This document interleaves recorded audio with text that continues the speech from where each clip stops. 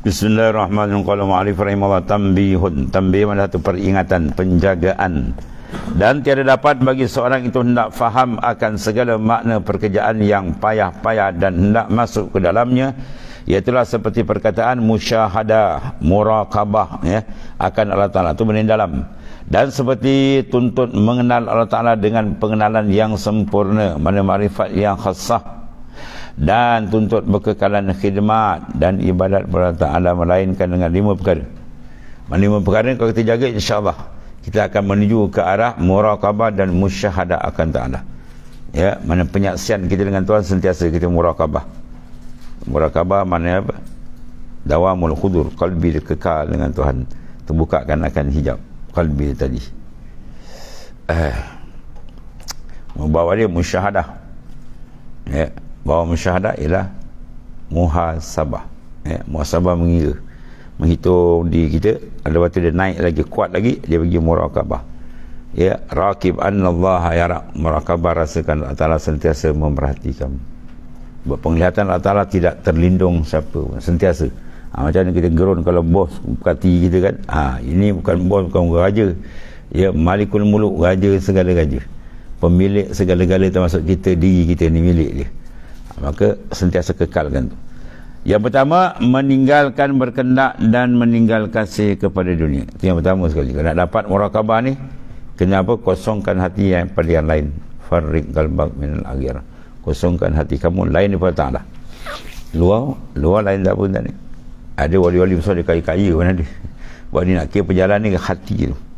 Bila hati dia bersihkan, dia akan dibuka oleh Allah Ta'ala. Jangan dikotorkan dia. Yang kedua, meninggalkan barang yang dikasihi dan disukui oleh hawa nafsu. Apa saja hak nafsu diminat, kita kerat tiap-tiap barang yang lain daripada Ta'ala. Maka kita alih keseronokan kita daripada seronok dengan hamba, seronoklah dengan tuan dia sendiri, dengan raja. Kalau seronok dengan hamba kuli, tak ada apa dapat. Dan kalau seronok dengan bos dia tadi, tuan dia tadi, raja sendiri, Masya Allah, macam-macam dia akan kurniakan. Itu dia antara cara untuk kita mendapat akan benda di atas muraqabah tadi, meninggalkan barang yang dikasih. Apabila benda tu kita tak kasih di kalbi, sedangkan jalan musyahadah ma'rifah dia nakkan kalbi bersih, buang ingatan yang lain, masukkan dia je, sentiasa berjalan duduk dengan dia, dengan memandang kebesaran, keagungan, kedahsyatan Allah. Adapun zahir kita buat kerja macam biasalah, itu tak ada hal. Kita nak sini satu kalbi, hati insan. Dan kita hendaklah berkekalan dia dengan zikrullah. Zikir dia naklah kekal. Sebab jalan ke Tuhan ialah banyakkan ingatan zikrullah. Artinya sentiasa hendak ia ingat akan Allah. Allah, Allah, Allah. Jalan di dalam kalbi itu. Dan suluk tu tahu dah cara dia kan. Ada zikir banyak, tahu 71,000 lebih umur dia tu. Allah Karim. Dan sentiasa disebut akan dia dengan lidahnya. Afdalul iman antamut walisanuka ratbun min zikrillah. Iman di antara iman yang afdal, yang hebat apa? Kamu mati sedangkan lidah kamu basah menyebut nama Ta'ala. Itu yang ketiga, kekal. Dia panggil dawamul hudur. Yang keempat, hendaklah segera ia bertaubat pada tiap-tiap jatuh pada dosa. Mana dosa jangan dia buat perkasam. Tu perkasam tu. Dia peram dah. Jangan tu. Cepat basuh. Bila kita cermin hati kita kotor, kita lap. Cermin kita lap, baru senang nampak. Kalau cermin tak dilap, dia penuh dengan debu dengan apa, dia tak nampak, dan bahaya. Kalau sekiranya kita menggunakan cermin dalam proses kerja kita ni, tengok belakang, bawa kereta, side mirror kita tengok belakang, kalau dia jam majentan ataupun dia berlebu habis, jawab dia tak terbuka ni. Ya, siksa kita nak memandang kalau cermin itu gelap. Sekarang kerja kita lap cermin, biar dia berkilat cantik. Itulah hati kita. Kita berkilat dia cantik, makrifat Tuhan akan berikan futuhat, anwar, macam-macam didapat sebagaimana yang didapati oleh para kekasih Allah Ta'ala. Dan mungkin dapat, mungkin boleh dapat, siapa pun boleh. Yang tak boleh makan Nabi Rasul ni. Kita usaha tu. Jadi antara itu, ditinggalkan, segera dia bertaubat, jangan tangguh kalau tersilap, cepat. Yang kelima, meninggalkan angan-angan dia kalau pekerjaan akhirat sekalipun. Angan-angan masa akan datang kan. Jangan kita berangan, ya, nak hidup lama sangat. Padahal kain kapan kita dah dijahit dah. Kain kapan kadang dah ditenun manusia punya leka.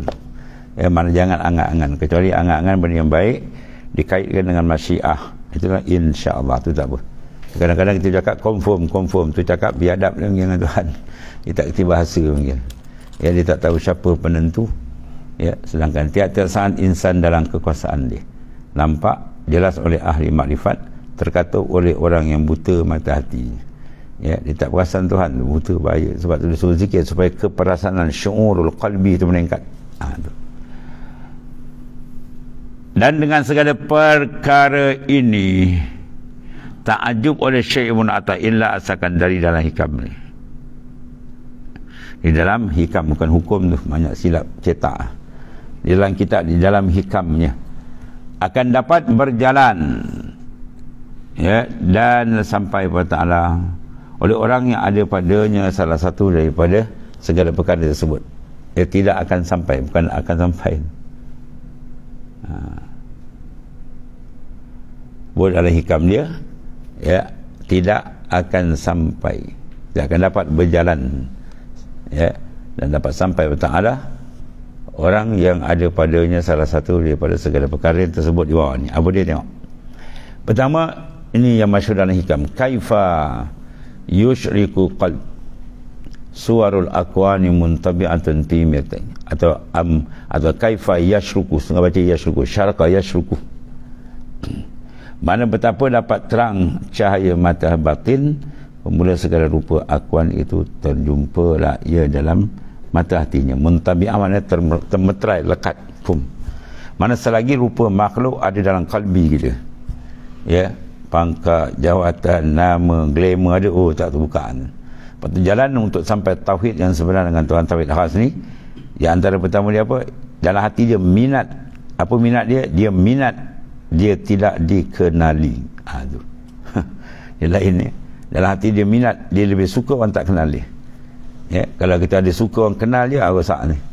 Mula dia cari nama, cari glamour macam-macam dan ni. Jalan sufi tu semua dia buang, tu kotor. Ya, hendakkan pujian, sanjungan, glamour kan. Daripada cari tu bayang kau cari ikan glamour lagi sedap. Kan? Boleh goreng, boleh makan. Yang cari glamour tak ada pasal. Sebab dia merosakkan. Sebab apa tu? Mana dia panggil wajhut tanasuk, wajah munasabah dia.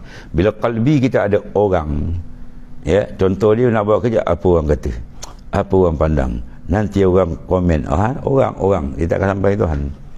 Sebab kiblat roh dia dah pergi ke orang. Padahal kiblat roh kita ialah Allah Ta'ala. Kita ada 3 kiblat. Kiblat sembahyang ialah Kaabah, fawalli wajhaka syatral masjidil haram, itu kiblat zahir. Ada kiblat sama ialah kiblat doa as-sama, sebab kita berdoa tangan ini, jangan doa macam ni. Doa angkat tangan, bikafil but, dengan tapak tangan angkat. Dan kiblat paling besar dia panggil kiblatur ruh, itulah Allah. Fa aina ma tuwallu fasamma wajhullah. Di mana saja kamu berhadap, depan, belakang, kiri kanan, semua tu ada wajah Allah. Apa makna wajah Allah? Bukan zat Tuhan. Wajah Allah dipanggil wajhut tajalliyat. Ya, maknanya tempat pentajalian, cermin untuk memandang dia. Kita pandang langit, nampak besaran dia. Pandang bumi, semua dengan dia. Tak ada satu benda terlepas daripada Ta'ala. Itu makna wajhut tajalliyat. Ya.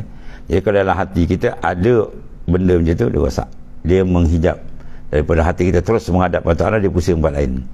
Atau barat kata, man lam yakna bi ilmi la mahalata ayyadakhala alaihi. Siapa buat ibadat, kebajikan, amal soleh, dia tak cukup Tuhan dah tahu. Padahal Tuhan dah tahu dalam pemerhatian Tuhan. Dia tak cukup, dia nak orang tahu. Confirm dia kena penyakit riak. Dia riak habis terbagai bagi. Ya. Sebab riak satu sifat yang sangat digerun oleh Nabi kena pada umat dia. Inna akhafu ma akhafu ala ummati asyirkul asghar wa huwa riya. Benda yang paling aku takut kena pada umatku, syirik yang kecil, iaitu ar-riya. Dia buat ibadat kena orang. Sebab apa? Dalam hati dia orang. Lepas tu Imam Ghazali bila dia berguru jalan sufi, jalan makrifat ini, ya, kepada seorang wali besar, ulama hadis besar, Syekh Abu Al-Farmadi, ya. Guru dia kata, aku nak ajar kau apa, kau dah alim besar, tapi satu je, kau takkan sampai ke Tuhan kalau kalbi kau ada orang. Buang. Besok kau datang kat kedai, dia kerja jahit kasut tepi tengah pekan, orang ramai kan. Jadi tanah Arab berdebu kan, ada nanti tu tengah orang ramai-ramai kan, kau buka jubah kau tu, kau pakai, kalau kita pakai sendek gantung ni, ambil air siam depan orang ramai tu, macam apa maksudnya tu? Malu tak? Dia nak buang tu, isqat, gugurkan pandangan kamu ada makhluk.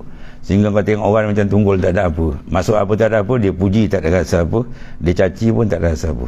Abang kau akan rasa rahsia sir kalbi kau dengan Tuhan. Dia buat tu 6 hari meletup tu, pum, terbuka hijab terus, baru dia dapat betul berlazat dengan Tuhannya, baru dia kenal siapa Tuhan dia. Sebab insan kalau kenal siapa Tuhannya, nasai kalbi dia tidak akan boleh putus dengan Tuhannya. Kalbi dia akan rasa lazat nikmat dengan Tuhan. Kalau tak rasa, mana belum berapa kenal tapi belum berapa kuat, ya. Baru kenal tuan guru ni, kenal ulama ni, kenal ustaz ni, kenal tu imam ni, atau kenal bos ni, kenal. Dia kenal satu kampung. Seorang lagi tanya, kenal tahu dekat ni, saya anak dia, tu lagi kenal. Dah masuk dalam rumah, ya, begitulah maknanya. Kau tanya lagi, dia kata saya isteri dia, lagi tu dalam kelambu. Jadi makna dekat. Kenal tu sama kenal, tapi hampir atau berbeza. Jadi kalau kenal dengan ilmu yakin lain, kalau dengan ainul yakin, kalau hakul yakin, kamal lagi kuat, ya, sehingga tak boleh putus. Itu dia antara dia. Cara dia sucikan kalbi. Sebab dia kata kaifah yashruku qalbun sualul aqwan muntabi'atun. Macam mana dia kata nak dapat cahaya hati kamu bercahaya, bermula rupa akwan, rupa makhluk ni terjumpa mana muntabi'at terlekat dalam cermin hati kamu, ya. Kasih pangkat, kasih jawatan, suka juga, orang tu itu najis maknawi, najis dalam panggil. Satu. Yang kedua, am kaifa yarhalu ila Allah. Macam mana kalau mau nak berjalan ke Tuhan, rohani kita nak pergi ke Tuhan, nak marifat sebenar, wa huwa muqabbalun bisyahwati, sedang kamu ditambat oleh syahwat. Mana tertambatnya hati dengan nafsu, dia takkan boleh pergi ke Tuhan, ya, dia lari tempat lain. Dan sebab tu kena kat, tambatan tu kena kat dengan istighfar, taubat, dan sungguh-sungguh mohon pertolongan dia. Am kaifa yatma'an yadkhula hadrat Allah, atau macam mana dia tamak, dia nak sangat masuk hadrat Allah Ta'ala, sedangkan dia lam yatatahhar min janabati ghafalati, ya, sedangkan dia belum bersuci daripada janabah kelalaian. Maksudnya dia kata, atau betapa haluba, mana nak sangat masuk ia akan khidmat kepada hadrat Allah Ta'ala, padahal tiada bersuci daripada lalainya yang disupakan dengan janabah. Kita nak masuk raja besar pergi sana, kena bersih, kan, pakaian dan segala-galanya. Tapi kalau kotor mulut, tak boleh masuk, ya. Tu raja dunia. Kalau raja segala-gala Allah Ta'ala, lagilah tak boleh masuk hadrat dia, dekat dengan dia kalau dia tak suci daripada janabah kelalaian. Mana lalai pada pandangan sufi, dia panggil seorang orang berjunub. Orang berjunub dia tak boleh masuk duduk dalam masjid, ya, sebab dia ada besar. Kalau boleh melintah je. Nak duduk betul kena apa? Suci. Sekarang tak boleh masuk hadrat kalau dia tidak bersuci daripada segala janabah kelalaian. Maksud dia apa? Suruh kita banyak ingat kepada Ta'ala, ya, hudur hati sentiasa, kerja pun dalam zikir Allah, kan, pandang sikit-sikit, lama-lama dia kekal, ataupun dia akan dapat pembukaan yang hebat daripada Ta'ala. Dan satu lagi, am kaifa yarju ayyafama daqaiqal asrar wa huwa lam yatub min hafawati, atau betapa harap ia bahawa faham ia akan halus daripada segala rahsia, padahal tiada taubat daripada dosa. Mana bisa orang tu bertaubat daripada dosa, ibarat cermin.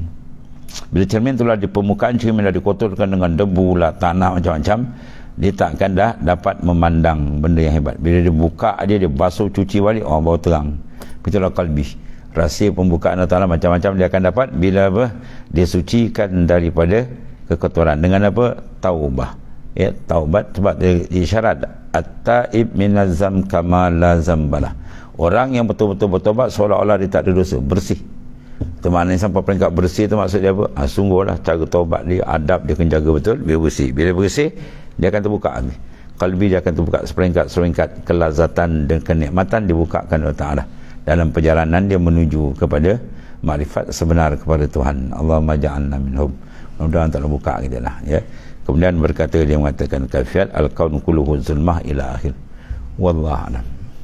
Bismillahirrahmanirrahim. Alhamdulillah rabbil alamin. Wassalatu wassalamu ala rasulillah sayyidina wa maulana Muhammadin wa ala alihi. Alhamdulillah. Subhanakallahumma wa bihamdika astaghfiruka wa atubu ilaik.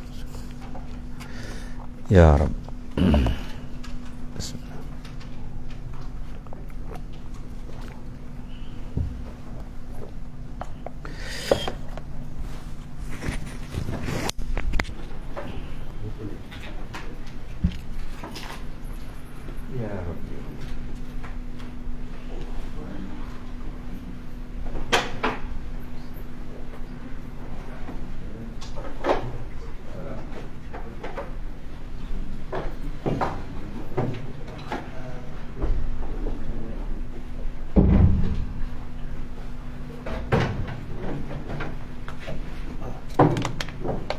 Kalau